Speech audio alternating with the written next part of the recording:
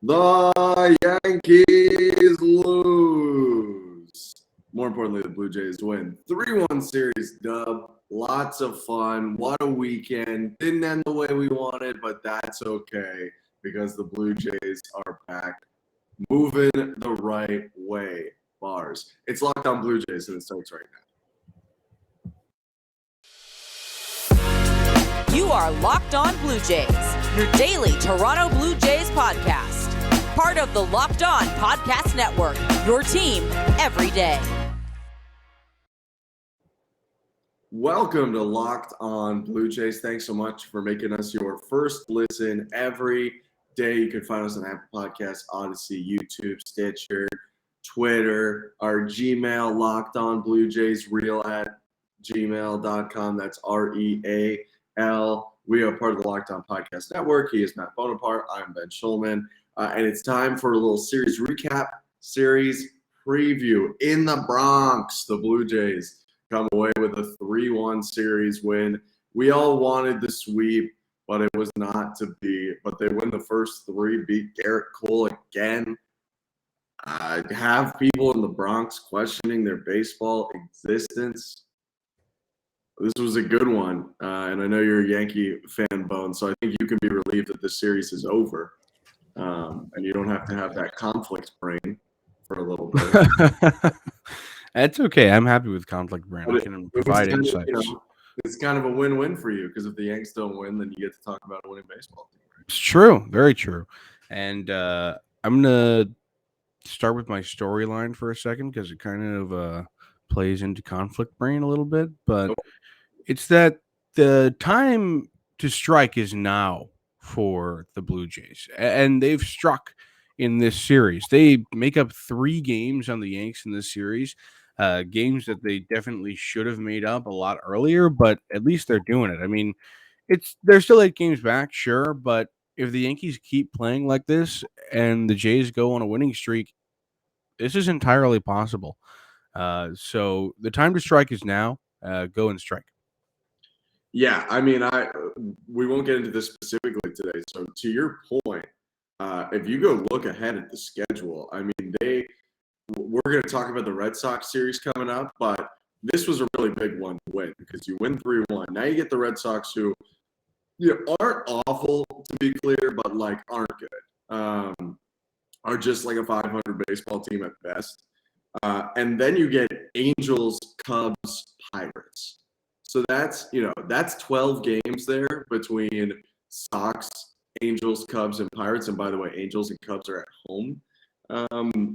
That you need to win like 9 out of those 12 games, at least. So because you can, it's not out of your reach, I think. So yeah, I agree. The time to strike is now. The Blue Jays set themselves up well. If they come out of that stretch, into early September, and they're only, 4 games back or something like that, we have a race, which is fun because we didn't think we would have a race beforehand. I'll go to my storyline, and I was very happy with how the weekend went, and I'm not trying to be pessimistic, but my storyline is legitimately, I don't know if the Blue Jays are playing that much better than before, or if the Yankees just stink that much right now. Like to a certain extent, I want to believe that the Blue Jays just had a really big series and went out there and beat the division leader 3 times in a row. And yeah, they lost the last one, but played some solid ball. And I think they did. And you have to beat the team in front of you regardless. But the Yankees are also playing so poorly that I don't know where exactly the scales tipped. Were the Blue Jays that much better, or was their opponent that much worse? So I mean, the Yankees could not hit in the first. Yeah, and they were brutal. I mean, credit to our starters, but again, it's they haven't hit anyone's starters in a while. And really, I mean, they didn't hit any of the starters. They only won the series because Benintendi hit a homer off Simber. So.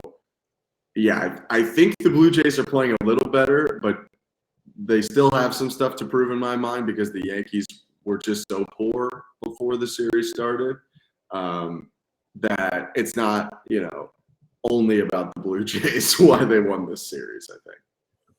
Yeah, totally. you're right, but I don't know. I think that a win's a win, and you can make it into momentum regardless, especially when, like you said, they're going into a couple series where the opponent isn't exactly like the 27 Yankees. So there's room to make up a lot of ground here, and like I said before, like if the Yankees continue to struggle and they can't put it together, I mean they're going to be in trouble. Jabba Chamberlain can only tweet all caps so many times, They will and be it's not fine. going to save him. They will be fine, according to him. He was at the game yesterday, but maybe he was the magic. Yeah. This stretch is so important coming up. I want to get to your MVP, but just as I had mentioned to people before the weekend, like the Blue Jays have by far played the fewest games against teams under 500, only 30 this year. But if they don't go out there and just like they've been good so far, they're 21-9 in those 30 games. If they don't go out there and continue that trend and beat down on these teams below 500, then there's no excuse. It doesn't really matter. So they got to go beat up those teams. Who was your MVP from this beatdown in the Bronx? I'm gonna go Jorge. I'm gonna go George. Okay. He only played twice, but I was thinking like, how many times can you pick a guy that didn't get out in the series? He went 6 for 6, scored 2 runs. He was fantastic in game 1, was 5 for 5. I guess they rested him because I don't know, they're playing it safe with him. He hit a foul ball off himself, so now he needed to rest for a couple of days. It's unfortunate that new things keep popping up, but I hope that they're just being overly cautious so that he's absolutely healthy for the match. Yeah, but he was fantastic, like he always is when he's healthy. So George is my MVP. How about this guy never having a career pinch hit and then getting 2 of them? Yeah, like isn't that wild? It's crazy. He just needed the one, and now the floodgates are open. Maybe he turns into Matt Stairs or something. The Wonder Hamster. Be in the Hall of Fame for pinch hitting, and I stand by that. Okay. My series MVP, kind of a cop-out, to be honest. This was a really good, just like balanced effort from the team. So I wanted to grab like one facet, which is the new guys. I thought it was a great series for the new guys. Different types of new guys. Mitch White, acquired in trade. He was good. He wasn't fantastic. He pitched with runners on base every inning, but he kept them in the game. And if he is replacing Kikuchi in the rotation, what we are basically asking is to keep us in the game because Kikuchi had not been. So keeping the Blue Jays in the game. Mitch White did that with 4 innings of 1-run ball. Big hit in the Garrett Cole game comes from Jackie Bradley Jr. How do you like them apples? That was cool to see. Jackie, it's weird for me that Jackie Bradley Jr. is a Blue Jay. At the same time, he does look pretty normal and like pretty cool in the jersey and the uniform in general. So it's growing on me. And then Whit Merrifield kind of Kawhi's his way to his first home run as a Blue Jay with a nice little double. Kawhi had that was so weird. It's the weirdest thing. So weird. Worst thing ever. Who was it? Aaron Hicks or whatever in the outfield. Yeah, goodness. A ball like that makes a major leaguer look like a fool. Also, like He was just like his sunglasses fall. It was ridiculous. Absolutely ridiculous. Yankee Stadium. But it won it. That short porch. But yeah, went over. So congrats to Whit.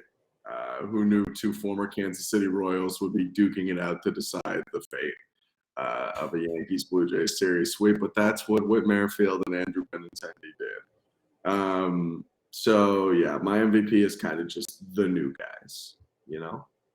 Sweet. We do have an email if you want to read that. Yeah, let's get it.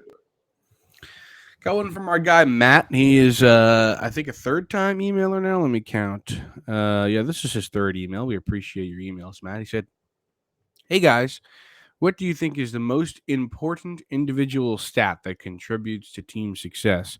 In my opinion, team success equals wins regardless of how they happen. So, what individual stat is the most important towards winning? That being said, who do you think will be the MVP of the Jays when this season is done? Thank you guys. Keep up the good work, Matt." Thank you. Wow, Matt. You know what? That That is a question that I think could honestly take over what we were going to do next, potentially, because there are a lot of ways we could go with that. Yes, we should probably break first. How about I read this advertisement and then we get to Matt's question? Sounds good. All right.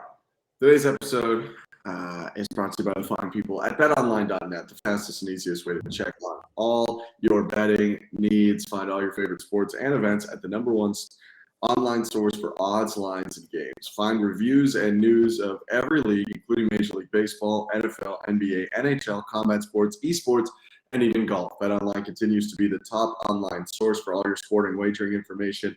From live in-game betting scores and podcasts, they have you covered. Head to BetOnline today or use your mobile device to learn more about the action happening today. BetOnline, where the game starts. All right. The question is quite the question. So, what stat contributes most to winning? I will say this is a very subjective question, I want to say, before we get into it, because lots of people have different answers. I mean, hitting contributes to winning. Like, I'm not going to like But which stat? Which stat so I wouldn't say one stat contributes more or You have less. to pick one. That is the goal. But one stat just to me is more or less representative of how good a hitter is, you know? Okay. So All right. Yeah. OPS plus is my answer. Okay.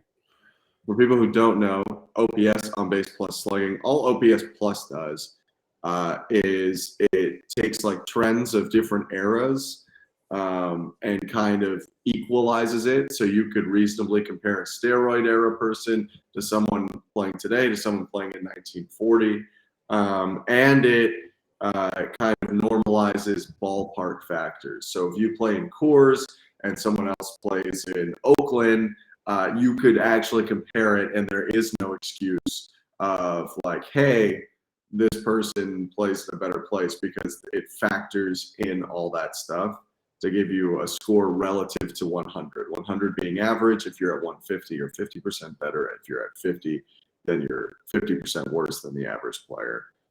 I think OPS plus is the best stat to determine if someone is a winning player or not. You go the semi-analytical answer and a little bit, not really an advanced stat, but more advanced than what I'm going to give you. I'm just going to say runs. Runs is the most. Wait, for a player or for a the team? Team runs. Okay, that's fine. Team runs. Runs scored for a player. Runs scored as a team. The top 5 in runs scored as a team this season are the Dodgers, Yankees, Braves, Mets, and Cardinals. I think that's pretty indicative of a successful team. So I go runs. Yeah. Can't win if you can't score. You go run differential too. I was talking about individual players, but if you're talking about a team, I think run differential is always nice, because the San Francisco Giants 3 times would contend that you can win even if you can't score. You just need to pitch beautifully and score at the right time. But yeah, I mean, if it comes down to like how good is the team, yeah, how many runs do they score and how many do they give up is probably a pretty solid indication. All right, so we get to our He Was a Blue Jay. Thanks so much, Matt. Thank you, Matt. Yes, let's do some He Was. All right. Do you want to do yours first or mine? Yeah, we'll start with mine, because we did take some. Okay, sweet. So, like, worst case, we could save yours, because Nice. mine can be a continuation of season 5. Okay. Season 5, you're in the green. You're 3-2. So be proud of yourself. Ooh. Overall, I believe you're 27-10, but I need to do a record recount soon. For those who don't know, He Was a Blue Jay. Ask Bones about a niche Blue Jay, give him 5 different hints. And he has 30 seconds of 3 guesses to see if he knows the guy. I didn't write hints for this one. I'm just going to let you know. So it's Okay. Would you like to begin? Let's go. This catcher debuted with the Yankees in 2004. Okay. Catcher, 04. All right, I'll move on. He spent the most years of his career playing with an AL East team. Okay. We already did Kevin Cash, right? We did do Kevin Cash. He was an early one. Okay, he was the one that stumped me early on. Trying to think of like a Rays catcher. All right, we'll move on. He was a one-time All-Star, and the year he was an All-Star, it was he was a one-time All-Star. 2008. I don't need to get. Okay, but I say you're gonna tease me with it. I was gonna somehow say something that would make you try and solve for 2008, but that's okay. Gosh, catchers are always difficult, you know. Is it your Vitor Alba? It's not your Vitor Alba. Okay, not your Vit. Tuffy Ghost Switch. Not Tuffy Ghost Switch. Okay. I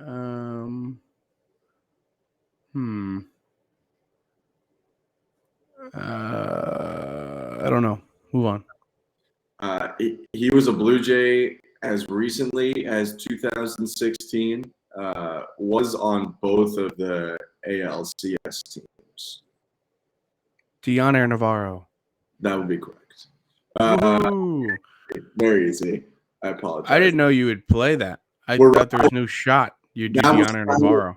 I did do it because I thought I might be able to just sneak it by him. Yeah. There's no way you would do Dioner Navarro. But you did it. Yeah. All right. You want to do mine or you want to just move on? Let's move on because let's decide whether season 5 of mine is done yet or not, and then we'll. We don't have. I mean, for audio people, you're about to get an ad right now. Otherwise, take it away, Mr. Robbins. All right, we've got another series coming up in Blue Jay land. Toronto plays Boston starting tomorrow, which is exciting. At the Park. Boston's bad, which is exciting for everybody. And they have some new acquisitions, which makes it fun to do hype trains and scaries. So let's get right into that. My scary is Tommy Pham. I'm going Tommy Pham here. Got him on deadline day, and he has been really, really good for them. He has played 17 games in them. He's got 20 hits, 8 doubles, 3 homers, 13 ribbies. He's hitting 274 with an 809 OPS as a Red Sox. He's enjoying playing in Boston rather than Cincinnati because who wants to play in Cincinnati? Sorry, Jeff Carr. I'm going Tommy Pham. Our deepest apologies to Jeff Carr. Yeah, I mean, it's so funny.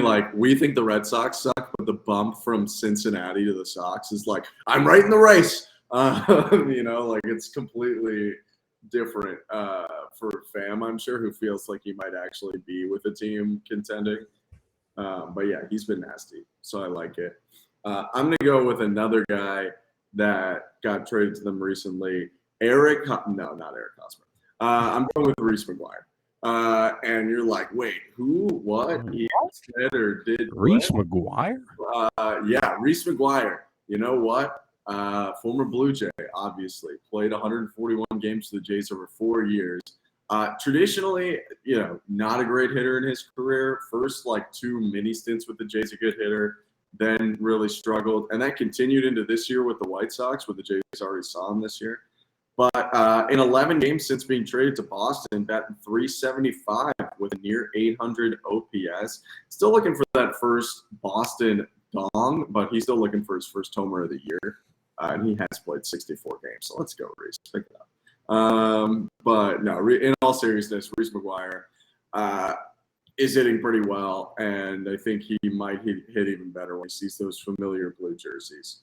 So he is my scary going into this series. Who's your hype train? My hype train is Jackie Bradley Jr. baby. People are saying, Bones, that guy's not good. And I'm like, oh, I know. All right. But when he gets up there and everyone starts cheering like they've never cheered before because they love Jackie Bradley Jr. because he had like one good year, they're going to be like, he's going to be like, wow, it's me. I'm Jackie Bradley Jr. and I'm about to hit a homer. And then he's going to. So this guy, a one-time All-Star, I mean, he had the greatest 2016 a guy named Jackie Bradley Jr. can have, and they love him for it in Boston. So he's going to go out there. He's going to hit a nuke, and probably play some good defense too. Jackie. Such a cool guy. All right. My hype train. Boring because I picked it last week, but it worked out. So I'm doubling down 2 weeks in a row or 2 series in a row. I got Ross Stripling going nasty again. I have him having a ridiculous finish to the year, like ridiculous. Wow. So I got Ross. Numbers don't really back it up. Just want to make that clear. If he gets it, he has not pitched very well against the Red Sox in his career. He has not pitched very well at Fenway Park in his career. But he has been a very different pitcher in other years in his career than what he's doing this year. This is his best season. So I think I can say that pretty clearly and objectively. So I'm excited to see what Ross can do after going perfect game into the 7th. And yeah, I talked about it a little bit before, but before we go to, just want to say, like, this is the hardest series of a stretch of not very difficult series, but they line up the pitching very well. With Gausman, Barrios, and Stripling being the 3, reverse order. It's Stripling Tuesday, then Barrios, then Gausman. So they have to win this series and frankly should contend to sweep it without Mike Wacha being scheduled to go. Yeah, Wacha is like their only good pitcher, so they definitely have to win. Vivaldi, and the world knows how we feel about Piv, although that was a little early season Locked On Blue Jays. Piv have his piece. If you were here for the Piv days, we really appreciate you. We were tearing that man down, and I kind of feel bad now because I like him. I stand by that he should rebrand to Giancarlo Pivetta. His middle name is John Carlo, John Carlo. Great. Be Giancarlo Piv, and then I bet you he's fantastic. Well, he was good once upon a time this year, but he's bad again. Yeah, what'd you say? If he hit the open market as Giancarlo Pivetta, the Yankees would give him at least a $70 million. Just to have 2 Giancarlos, yeah. Just to have another Italian guy. I don't know if Giancarlo's Italian, but well, Pivetta's Canadian. No, not okay. Yeah, but it's not. Pavetta's not an original Canadian settler name. Yeah, but I don't know if Stanton is Italian. Stanton's not Italian. No. It'd be great if he was. I'm always pulling for Italians. And that guy who created the Yankee curse were, and Ben and Ben, I'm assuming is. So. Yeah, he is. It's another Paisan. We switched one out for the other. All right. Gallo hype train. He's hitting well. Sorry. They beat the Yankees. I had to throw one more dig in there. Hey, man. Gallo's playing well in LA, and I'm happy for him. I hope he wins the MVP. Guy deserves the world. All right. That's enough shambling for us. Thanks for making Locked On Blue Jays your first listen today. Now go make your second listen to Locked On MLB podcast. MLB expert PFS Paul Francis Sullivan Sully brings humor, passion, and unique perspective on every team and the biggest stories around the league. Follow the #1 daily league-wide podcast, Locked On MLB, on the Odyssey app, YouTube, and wherever you get your podcast. Ben and I are back tomorrow to preview more of the Red Sox series. We will see you then.